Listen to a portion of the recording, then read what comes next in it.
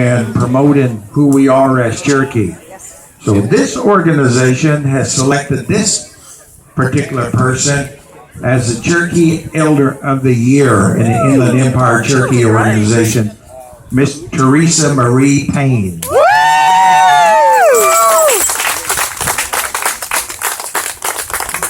And we have something for you here, Miss Teresa. While she's doing that, so we're a big family, and like again, the name Thorne, Van, Terrell, Payne is the name that we're familiar with. The last name Payne is up there. Cherokee Elder of the Year, Miss Teresa Payne. Folks, this is a photo op if you would come up here and sit there with our